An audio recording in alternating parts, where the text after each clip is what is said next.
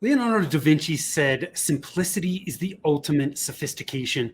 This happens to be one of my favorite quotes. And when it comes to marketing, so many of us overcomplicate marketing at the expense of our results. We've got an amazing special guest with us today to discuss simplicity with marketing.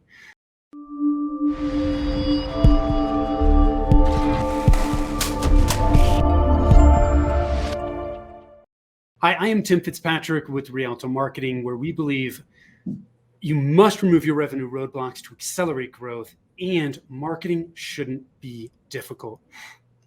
I am super excited to have with me today Brian Wallace from Now Sourcing. Brian, welcome and thanks for being here. Hey, Tim, pleasure. Thanks for having me. Yeah, absolutely. I know we talked off air. You've been off for a couple of weeks for Passover, so welcome back, and thanks for spending this first initial time back with me. So yeah, usually when I'm offline this much, I'm a little bit much. Not that I'm rusty, but it's just like I haven't been peopling in this regard for a while. So if it gets a little weird, I mean, that's what the live streams are for. And if it looks like I'm doing other things in the background here, I'm not multitasking. I'm multitasking on you because I'm sharing to my Facebook about your Facebook Live and LinkedIn about your LinkedIn Live. Awesome, man. I appreciate it.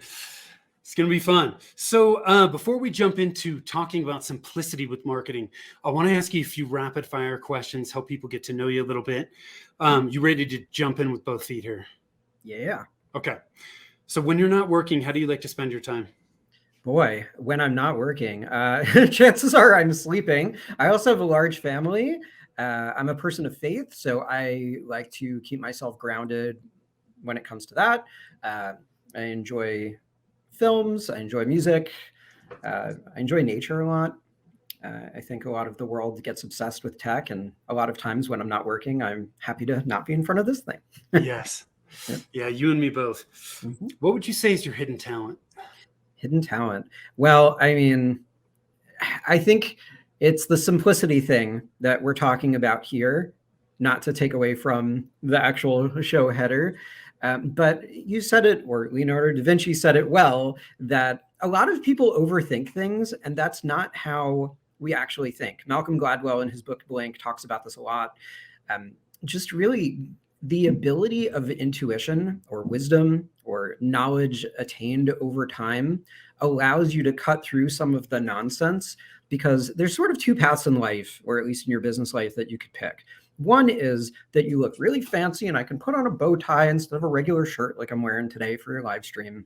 And I can look all fancy and I can have a fancy lexicon of knowledge that nobody really understands. And I get you completely lost in a sea of acronyms and words that a few people understand. Or instead of trying to get into some sort of mental debate with somebody that doesn't really understand what we're talking about, I can explain it to you like the internet, like I'm 5. We're not insulting people, but we're making it clear that when people are confused, in the world of sales say this a lot, when a person has a confused mind, they say no. So whether we're talking about sales, whether we're talking about marketing, whatever we're talking about, when you're trying to communicate a message with somebody and you're just going to overtax their brain instead of communicate on their level, you're going to get people to lose. So I like to say that simplicity is my gift, in the sense that lots of the world's most innovative companies come to me and they have these really complicated messages that they want to share to people. And a lot of times, by the time they explain it to me, I'm able to recast what they are trying to explain to me in a simpler manner to understand, to help them connect to their audiences. And I know this is supposed to be rapid fire, so if you want to go. No, it's all good. It's all good. I love that. And we're going to dig into simplicity, which is near and dear to my heart as well. Yeah. What's the best piece of advice you've ever been given? Best piece of advice. Man, there's a lot of it. I usually tell people, I'm like, hey, what's the first thing that comes to mind? Man, I don't even know. I mean, I think make incremental progress every day is the one that we're going to go with right now. That's a good one. Did you ever read the book, The Slight Edge by Jeff Olson? No, but I'm making a note. What is it? The Slight Edge? The Slight Edge by Jeff Olson. He talks about that concept there, right? Like it's the seemingly little insignificant things that we do each and every day that help us either reach success exponentially or go downhill exponentially, right? It's, are we making the right little choices or the wrong little choices each and every day? So that's what that reminds me of. What's one thing about you that surprises people? That I look like a regular person, and sometimes I say things that are utterly absurd. I entertain my little girl a lot when it comes to that. I guess it's unexpected. I look like I'm just supposed to be like this real, like straight-laced corporate America kind of guy. And, you know, I used to be a corporate suit in a former life. So I guess I get to play both ends of that, which is fun, at least in my own mind. Yeah. What does success mean to you? Ooh, what does success mean? Well, who said this one? Frank Sinatra, maybe, that the best revenge is massive success. I think that the world is very distorted when it comes to a lot of metrics when it comes to this. So a lot of people measure it in how big is your office? How many people are in your team? What is your revenue? And this and that. But like, are you actually happy and fulfilled in what you're doing in all the dimensions of your life? Yeah. And we keep playing author bingo here. So let's go with James Clear on this one. Okay. So people know James Clear from Atomic Habits, but James Clear also has other stuff to say, as you can imagine, because he's kind of a smart guy. And he talks about the 4-burner theory of life, which I'm probably going to butcher because I don't have it up on the screen in front of me.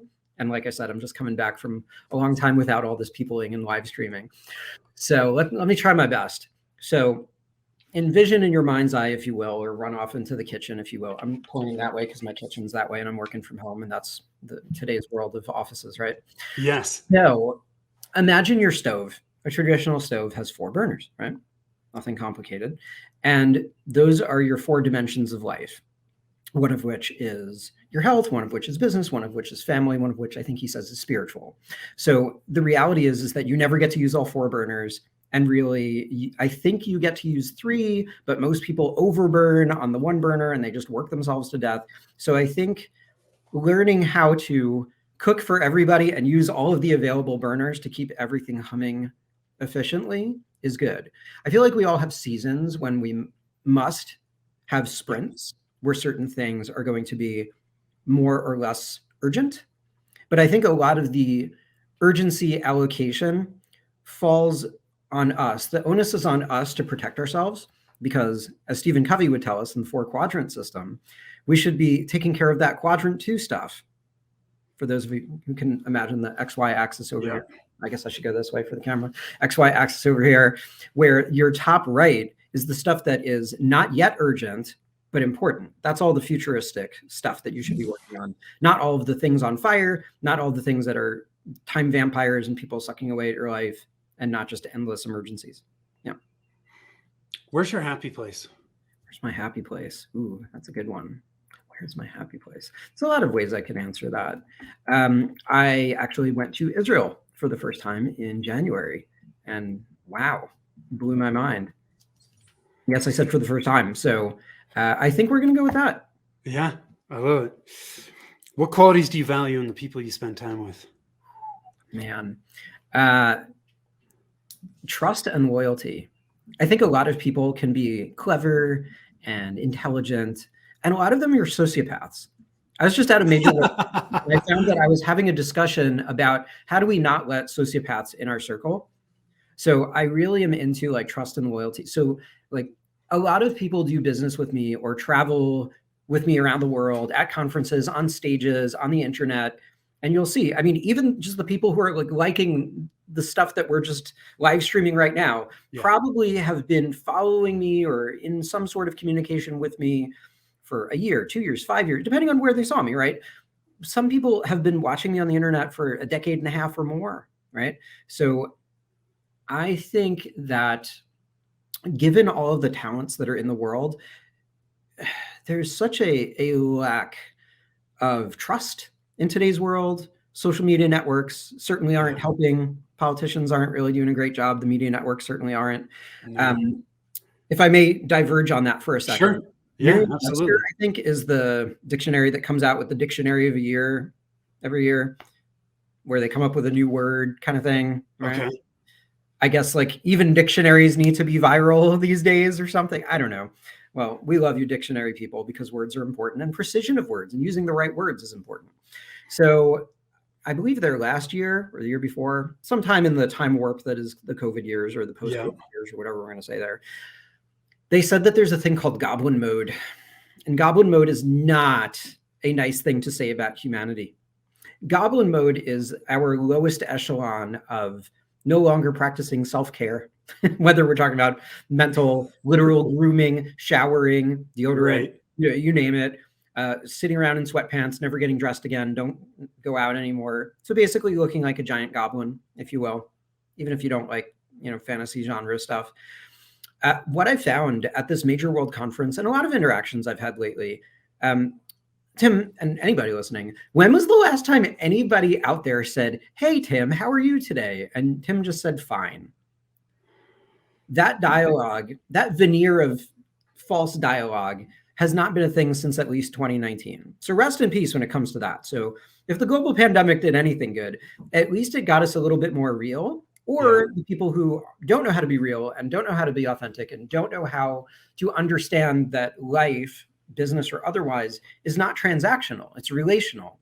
So really understanding that so much of the world is still stuck in that goblin mode, or as I noticed at this major world festival, I haven't released some of my news stories on it yet, so I don't want to spoil the punchline, but I will say at least this: the human mind is still stuck in goblin mode, even if we're dressed up better, right? I may be wearing a shirt, but does that mean that I'm fine? Does that mean that I'm whole? Does that mean that I am the way that I was before?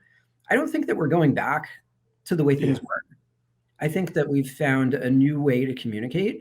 And the people who really, truly understand the art of communication and understand the value of these relationships and the value of having that level of communication or being able to create a sense of trust and intimacy, and not as a fake thing that you shouldn't really trust them, but an actual thing where they can feel safe and they can trust you, is rare. And that's sad to me.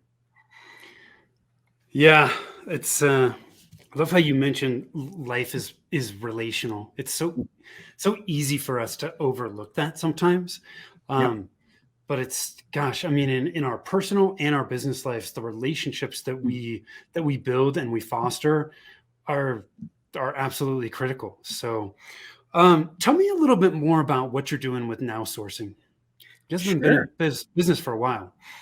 Yeah, 17 years this August. So I think that counts as a while. Yeah. I mean, I think that's good. We're still doing it. I feel like a lot of businesses fail in their first year and certainly by their seventh year. So are we doing exactly what we used to do? No. But I mean, I think although we've been through a few iterations, I think we've really fine-tuned our niche in the sense that we are a real global name in the industry these days, which is pretty cool. So if we roll it all the way up to what we are, I would say that we loosely fall under content marketing.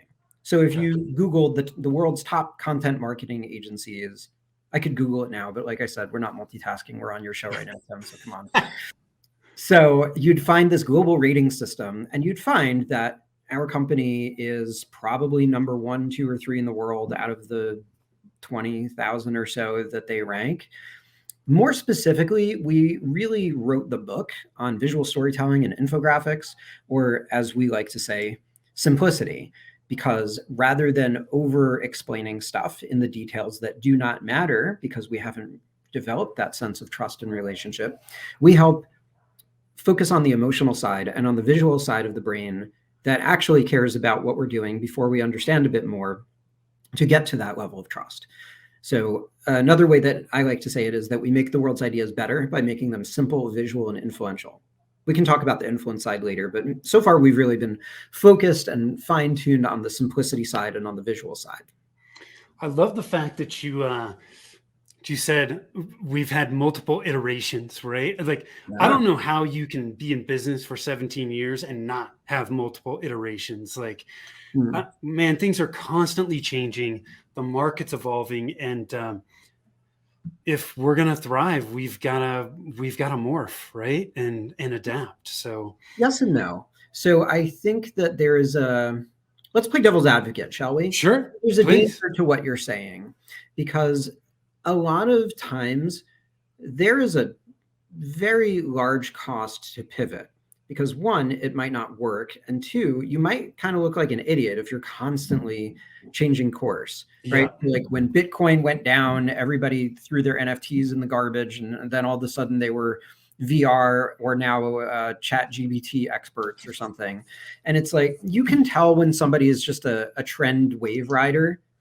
And Yeah. I don't think that's enough.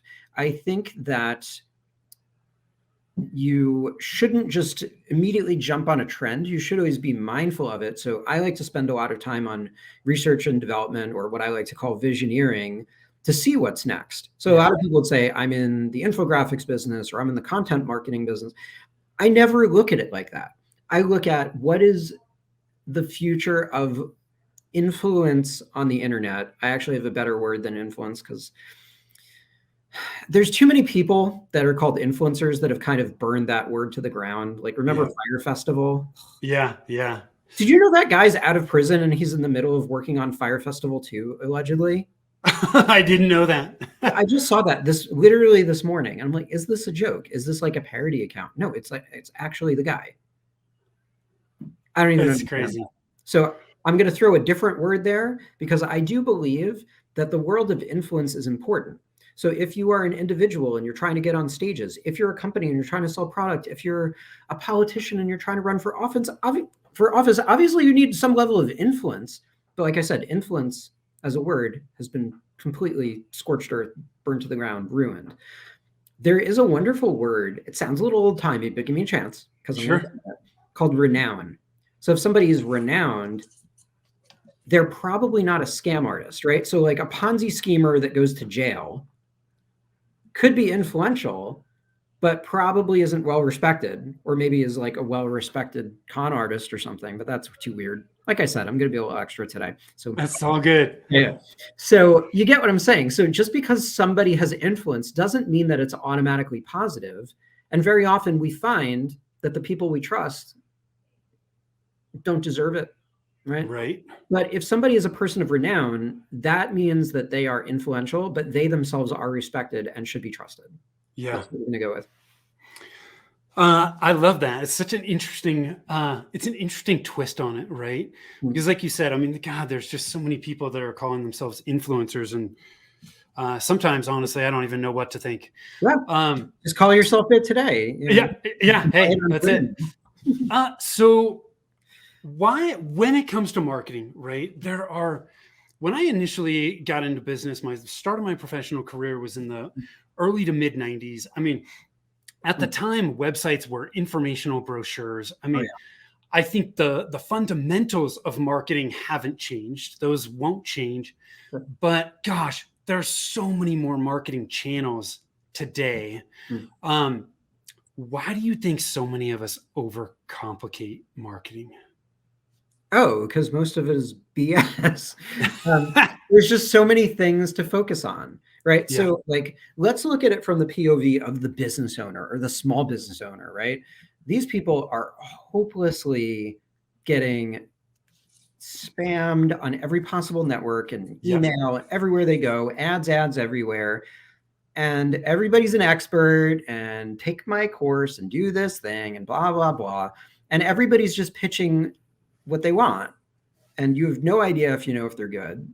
I mean, it is a mess. So a lot of it comes to expertise, right? So, oh, well, ChatGPT is big this week, and artificial intelligence is big this week, and virtual reality is big this week. So everybody thinks that they have to like run and be everywhere.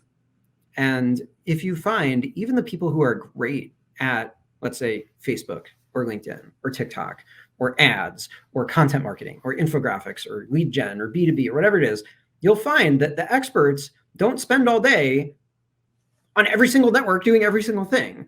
So I think a lot of this is alchemy. A lot of this is trial and error. A lot of it has to do with the skill and personality of you and your extended team. So like, I am very big into organic and earned and not ads and not outbound, right? Yeah. Ideologically, if I'm good and I can get everybody to come to me, including some of the largest companies in the world, why should I do the other things? Right. Again, I'm not selling somebody on something. I'm just explaining like my rationale. Yeah. Has worked. I haven't spent $1 on advertising and I don't even remember, at least a decade, probably 15 years, who knows, some ridiculous amount of time. And that's okay. But a lot of companies, when they haven't built their reputation, they're just like, well, I have to try this, I have to try this, I have to try this.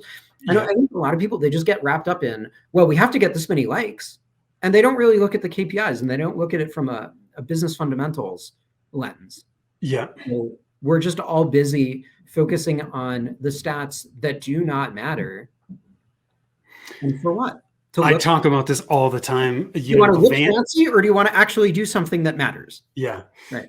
Tracking the vanity metrics and not really digging deep to look at, well, are those metrics actually driving leads and business for us? If they're not, then what's the point, right? Yeah, and a lot of them can be artificially generated. I think you brought up a couple things here that I think are super important. You talked about trial and error, right? One of the things marketing, the reality is a lot of marketing people do is not going to work, but you got to test, right? Mm-hmm. You're testing things, you're learning, and you're making course corrections. You also talked about, look, I focus on organic and earned, right? There's absolutely nothing wrong with that. And I think a lot of people see all these marketing channels and feel like they've got to be everywhere. And the reality is we do not. We need to make choices, right, and choose those channels that we're going to focus on. Mm-hmm. You can always expand out, but you got to focus. And I think I think it's so important a lot of people struggle with overcomplication because they have no plan. Right. They're winging it. And when we wing it, if we don't have a plan and we don't know what our priorities are, we don't have clarity. Mm-hmm. And it's very easy to get distracted so that, tomorrow when I see somebody on LinkedIn or wherever it is saying, I got to do this, it's very easy to chase that and go down that path. What are your thoughts on that? So let's talk about the word focus right now, because a lot of people suffer from a lack of it. But here's the thing. I don't know if you've noticed, but the world is kind of like falling off of a financial cliff. Silicon Valley Bank and a couple other banks melted down, followed by basically all of Switzerland. I'm still trying to understand that one. Yeah. So all this to say, and this isn't the doom and gloom podcast, right? I think you have a better name for it. So the reality that I'm trying to convey here is companies are worried about the bottom line. Lots of companies are laying off. Entire industries are really getting hit hard. And people are going out of business. But of the people who aren't, that are spending time and focus and money and attention on marketing, all this comes to say that they have to do more with less. So they have to focus now. So if you had $100 million budget and now you have 8, well, you better make everything count because you don't have the runway to be sloppy anymore. Yeah. Because any idiot with a pile of money can do something, right? Right. You ever hear the joke about the guy with the small fortune? No. Used to have a large fortune, right? Any of these people that are claiming success, if I had $10 million to spend on like TikTok ads, I'd have something to show for it. But right. So what's the most effective thing you should be doing? Yeah. So they really, as budgets shrink, we have to get hyper focused in what we're doing to make sure we maximize the return on that smaller budget. Mm-hmm. So how can we, knowing that we have a tendency to overcomplicate, what are some of the things that we can do with marketing to keep it simple and drive results? Okay, let's think about this. I'm going to put my editorial hat / yarmulke on because I also I find that everybody thinks that they're so special and every company is so innovative and it's incredible. And the amount of superlatives that hit my inbox when it comes to the headline and their pitch is deafening. I barely run any of the pitches that people send to me because they're bad. They think that everything that they do is unique. And honestly, there's nothing new under the sun. I think that we have to be a bit more realistic as to the fact that a lot of the stuff that we all do is not remarkable, but how should we be known? How do we differentiate? there is a common thread. There is a reason that people hire you, right? I Yeah. recall when doing an exercise when we were really kind of building up a lot of reviews about our company, I had the team and we kind of spent a lot of time really looking at word patterns and specific tonation about why do people like us? What is it about us? And beyond the results, what is it that you like working with the team? What characteristics are repeatable that make you stand out? And I don't think people are honest enough with themselves to really sit and think about how they're different.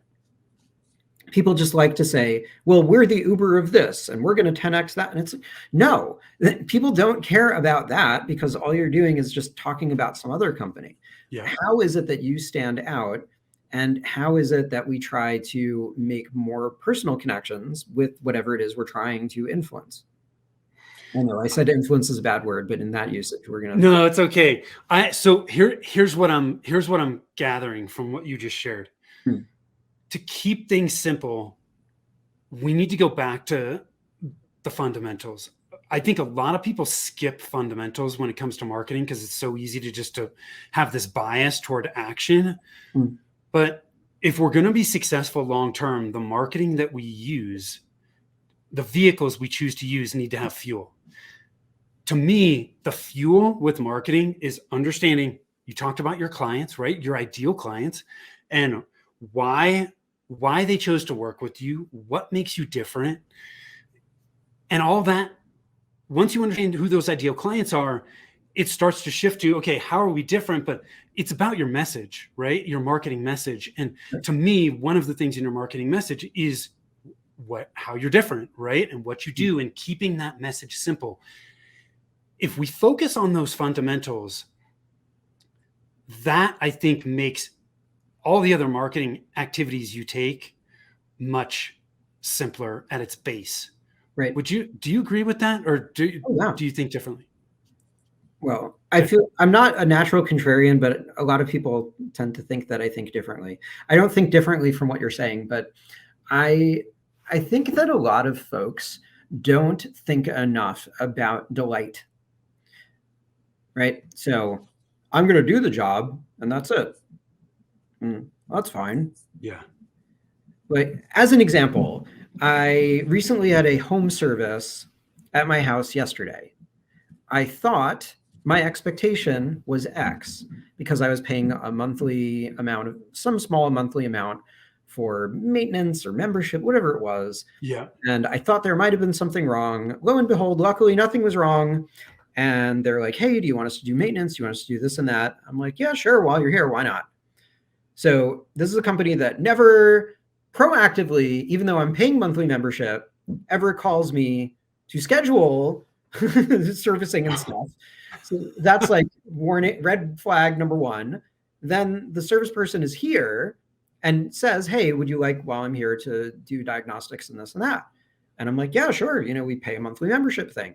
And then they're like, oh, well, you're not paying the such and such monthly membership, and that only includes the trip fee, and it's still going to be this much money. And because you have two of them, then it's I'm like, what? Wait, what are you talking? Like, I'm not going to pay you anything for this. Like, just the principle of it, you're basically lining this up that you are a scam. And then they're like, well, listen, like, I'm just the tech. Like, you're going to have to talk to the office. I'm like, oh boy, I know where this is going. Ring, ring. Okay, puts you on with so-and-so. And then this person is like almost berating me. And I'm just like, I'm getting not like really loud, but like I'm getting a little frustrated, not gonna lie. Like I'm not being disrespectful, but like I'm just like, hey, I don't think you're really listening to me. You guys I did a major purchase with you guys and I pay a monthly thing. What's going on here? Why are you trying to charge me money? Why did I pay all of the amount? It should be covered. And then I'm doing like a membership thing. And they're like, oh, well, that's just for so-and-so. And then like they even just said something like, well, I'm not responsible for that. I wasn't working here then. Like just all these blow off answers. You can tell that they were not listening to me at all and were waiting for me to just finish talking. I felt like I was crazy because again, I was just like coming back from work after 2 weeks. I'm like, am I being just absurd or is this just terrible? Yeah. So we're not even talking about like reaching like the baseline of like average customer service and expectation of service. So there's no delight in that. And I think a lot of companies think that they have you behind the 8 ball, where it's like, well, you're already in with us, so we can just treat you however. No, you really can't do that. Yeah. So remember how I said we analyzed a lot of stuff that people said about us? One of the qualities, like if you could, have blood work of a company and look at its DNA, one of the things that comes out in the DNA is that we care. Not that we seem to care or that we come up with some little clever automated email or something, but people actually care about that. Wouldn't you know it? Since we've been quoting a lot of people, I think hopefully a lot of you who are listening to this have heard of Zig Ziglar, who was pretty incredible back in his day. It's been a few decades now, but yeah, he talks about that nobody really cares about what you have to sell or think or talk about until they know that you care about them. So why would you do what you do unless you're being held against your will or something? Why would you do something out there for everybody in the world if you don't actually care about them? Right. It's patently obvious when you don't. You ever notice a lot of people leave 5 stars or 1 star, right? Yeah. People are very passionate about when somebody cares about your company and about what you're trying to do for the world and when you don't. Well, and if you're going to delight your customers, clients, patients, whatever you call them, you have to first understand them, right? And Right. what they want, and what they expect. Gosh, we could really go down a rabbit hole with this one, Brian, but Yeah. I think this is an easy industry to focus on, is the airline industry. Like when you talk about delight in the airline industry, man, there's a lot that are not. And no airline is perfect, but when you look at the airline industry, does anybody like to pay baggage fees? Does anybody like to be charged extra to choose a specific seat that's still in economy, right? I don't know what else is coming to mind in the airline industry. No, we're going to go right there. I already have Yeah. something locked and loaded, ready to go about Okay. airlines. Okay, cool. I'm going to say a specific name because it's something of praise, because I'm not here to throw people under the bus here. Yeah. So I get what you're trying to say, Tim, about nobody likes to pay these fees and this and that. Yeah. But the reality is that airlines and their staff Yeah. have so much autonomy that has nothing to do with how much you're paying to give you delight. Yes. So I want to say I live in Cincinnati. I have lived in New York in the past. I'm pretty sure it was a short trip between here and there. Let's just say, I don't know. I've been traveling a lot lately. Let's just assume it's that one. Okay. And I was flying on Delta. And, you ask different people, oh, I like this one. I like this one, this mileage, this, that, blah, blah, blah, whatever. And I remember the person saw I was Jewish and I guess assumed that I keep kosher. And I think before I even said anything about a snack, she took a look and there was a particular brand that Delta has called nuts.com. And it's like a very bright yellow and it has like these cutesy little cartoons and stuff. And she went out of her way to say, hey, have this. This is kosher. And she like went and got me like extra packs of it. And I don't even know if she was like giving that out as part of like some of the other snacks. And it's like, wow, to be like that on the ball, I was all over it. I mean, literally while I was in flight, I'm like, let me photograph this. I didn't want to photograph the person. You like wanted to be in the picture or not, but like, let me immediately give credit to the airline and its resultant snack success. And everybody was like jumping for joy. And it's like, wow, like what does it cost them to just throw somebody like a dumb bag of like 25-cent almonds? I shouldn't say they're dumb, like they were actually pretty good. But you hear what I'm saying? It's like for something that costs nothing to them because they just have it all on the plane already. Yeah. But that's right? So she was paying attention. Right. And she cared enough to act on that, right? And that's how you create delight.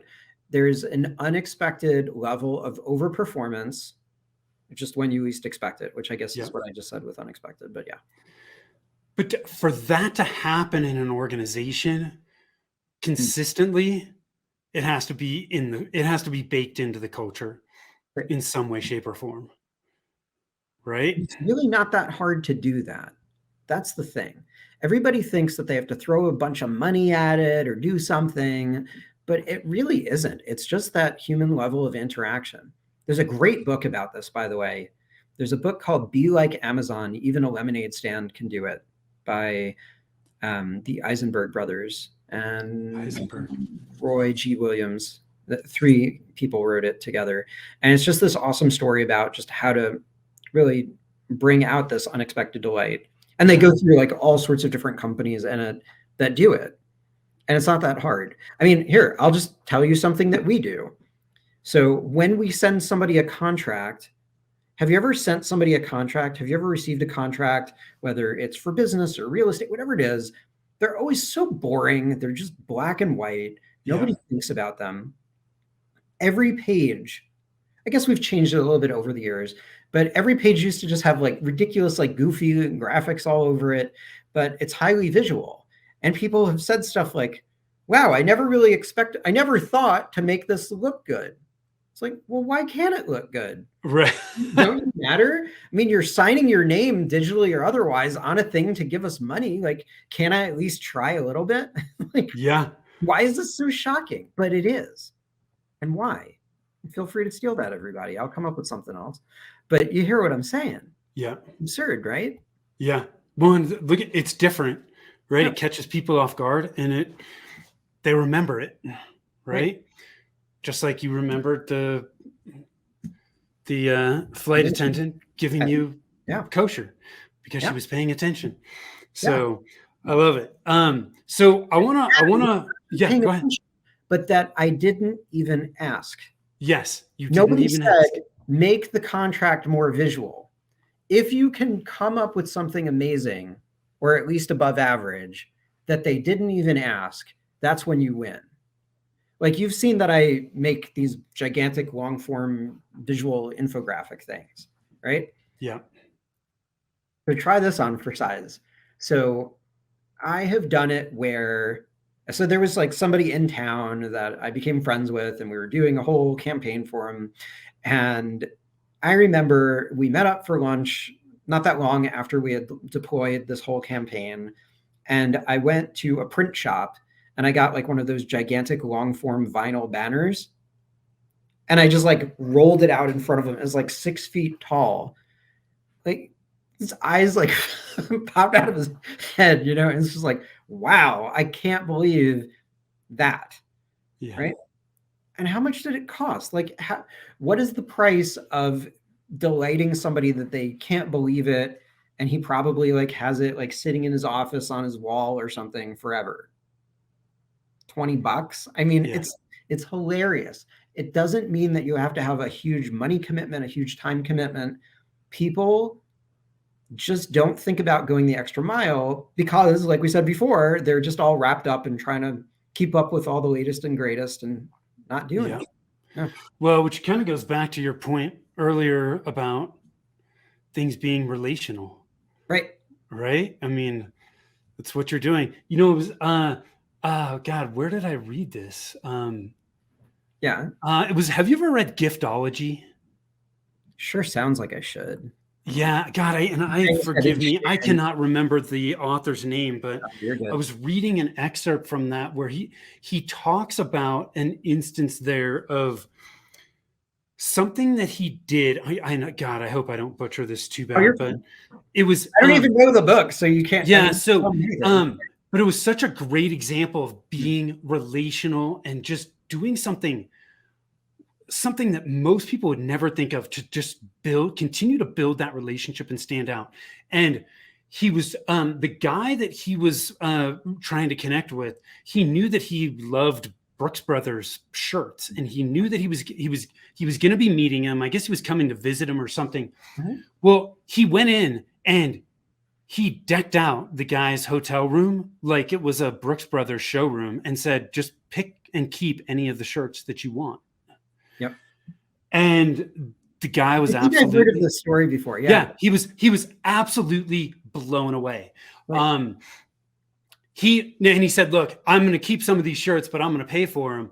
But after that, like the guy was just like, dude, anybody that I know that you want to meet, you just let me know. His heart just melted because he's like, Yes. wow, I could trust somebody like this. Yeah. And again, you could be a sociopath that shows up with all the shirts and Yeah.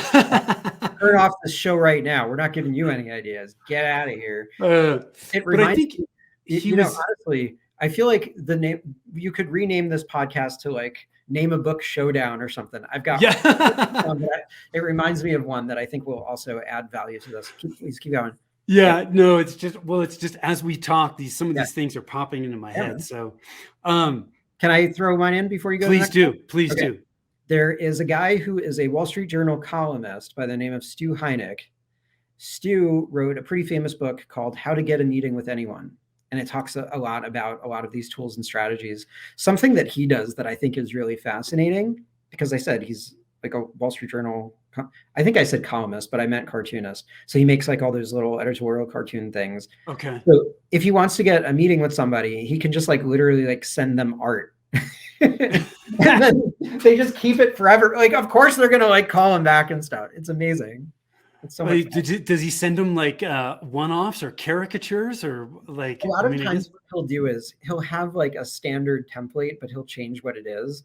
And it'll be something like, oh man, I sure hope that I reach my 2023 goals to be like Tim Fitzpatrick. Like he could literally just have like the same cartoon 100 times, but you're going to keep it.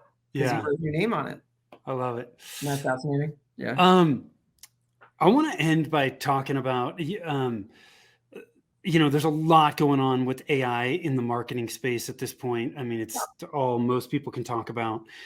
We don't have to talk about it, but I'm curious, just what are you most excited about in the marketing space right now?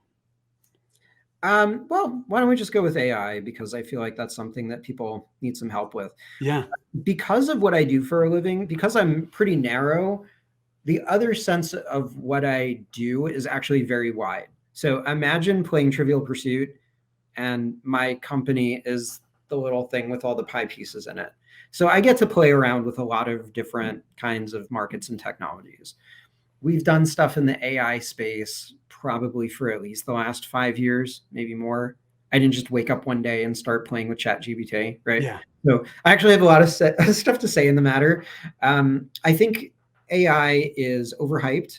And we have not reached anywhere near its capacity of how it will be helpful in the future. Yeah. Because here, let's say I told you that there was a box that I type in a question and then it answers me. I could be talking about ChatGPT or I could be talking about Google. So a lot of what we see is just, it's looking up something on the internet for you and spitting it back. And often it's not even right because you're just feeding it the internet. You ever meet the internet? It's not always great. It's not always great. It's not always right. It's kind of horrifying. Yeah. So, I mean, there's going to be probably some event horizon where we could get really weird. And I'm going to not go all that way, but there's something called AGI, artificial general intelligence. So the systems aren't thinking for themselves. The thing that we should be thinking about, aside from all this generative AI, which in a lot of ways just ups the bar of mediocrity. So if you're stuck and you can't think of some ideas, you could go do that, but you can also Google it. I don't understand why people are so excited about that. But then again, I'm a specialist. So like I have to think in a really world-class capacity on stuff. Yeah. I'm not usually stuck in that capacity. I like thinking about artificial intelligence. And I did not just stutter. Artificial intelligence means the intelligence by the humans that is programmed into the artificial intelligence to making it seemingly artificially intelligent. Got that sentence? So once upon a time, for instance, there was something called Google Image Labeler. Now you know what is Google Images. So back in the day, let's say that Tim was in Singapore and Brian was in Cincinnati, and we didn't know each other and we're not talking to each other, but we both see a picture of people sunbathing on the beach, and there's some seagulls flying in the air and the sun is out and the waves are going on and there's a beach ball kind of floating across the scene. So the program says, okay, guys that don't know each other, tell me what's going on. And then when we have a commonality in what we are saying, it has some kind of matched pair that it considers intelligence. And that's what gets pushed into that. There's another guy named Louis Van On, who's a professor at Carnegie Mellon, who invented the CAPTCHA. So, that annoying thing where it's like, Yeah. I'm human. Yeah. Yeah. So he noticed one, I think it's like a TED talk or something he gives on this. He talks about how he felt guilty that he was wasting like millions of man hours of people like filling out that box. Did you know that humanity, as an unpaid intern, digitized the history of the New York Times of like 100 years? Because remember when there was that moment where it's like, I'm not a robot, and put in this number and it was a picture? Yes. You were literally digitizing the archival records of the New York Times. So it's really interesting to me, a lot of what humanity can do to make some of these things grow at scale. Because a lot of times I wonder, is it giving you the right information? Is it giving you misinformation? Is it giving you biased information? So while I appreciate what it could do for, let's say, somebody that English isn't their first language, and it says, ChatGPT, write a perfect email to my boss about a status update. Okay, great. Right. We're definitely upping the game, but we're not really upping the game. We're just upping the bottom part of the bell curve, which is good, but not good enough. Yeah. There you go. Thank you for coming to my AI TED Talk. There you go. This has been a great conversation, Brian. I've enjoyed it. Any last minute thoughts you want to leave us with today? I want you all to think about some of the things that we talked about today about actually going to build relationships. And I'm going to leave you with one thing to think about doing. So sort of like I said earlier on, nobody's really been saying, hey, how are you? I'm fine since at least 2019, which is however many years ago. We've stopped counting in how many years ago things were. You ever done that since COVID, by the way, Tim? Where you just say that such and such thing happened in 2019 rather than thinking horrifically how many years we were all kind of stunted? Gosh, I don't know. Yeah, I've never really thought. Yeah, I've right. never really thought about it that way. I'm sorry to ruin your day, but no, it's all good. Forget that I just said that. All right, but yeah, a little bit. So remember that we very much are relational as humans. So if we take something as impactful and important as LinkedIn, how many times are we so excited to build connections and network and go to events and all of that? How often do we treat LinkedIn as a video game to get the high score of how many connections, as opposed to keeping up with people that we haven't talked to in a while? I can almost guarantee you that there are people that fell off your radar a year ago, 2 years ago, 3 years ago, 5 years ago. You're going to look back to the last time you communicated, and you almost won't even believe it. And it means the world to people. You don't know what they're going through. Rather than always thinking ahead, think about everybody that got you here. Check in with everybody that you've already worked with, that you've already had connections with. Yeah. And it is so valuable because these are people that you could have already done business with. These are people that you've already built trust with. And it is, in a lot of senses, everything wrong with the world. That we're constantly looking for future and progress as opposed to actually caring and looking over our shoulder and helping people out. I love that, man. I just did a interview with April Brum where we talked about creating genuine connection. Nice. And a lot of the stuff she shared was right in line with what you just said. So, cool. Yeah, I love it. Thank you so much for taking the time, Brian. I've enjoyed the conversation. We covered a lot of different topics today, so I know people are going to get there's a ton of value in there, and I know at least something that we talked about is really going to resonate with people, and they'll get to take some action on it. So, thank you for that. Where can people learn more about you? I know we got nowsourcing.com. Are there any other places that you would love for people to be able to connect with you? Yeah, so I mean, in terms of like my social presence and footprint, I write on a number of different sites. So if you look on Muck Rack, you'll see like a lot of the places that I write for. But if you're looking to connect with me on socials and stuff, while I'm on most of the world's socials, I spend most of my time on LinkedIn. So if you look me up over there, cool. That's usually where you'll find me. We will make sure that is in the show notes along with nowsourcing.com.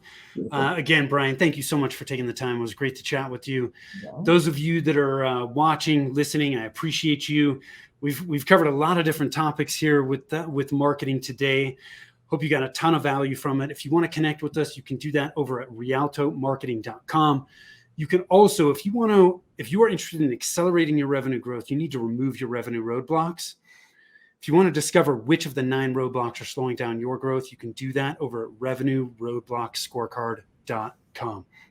Thank you so much. Till next time, take care.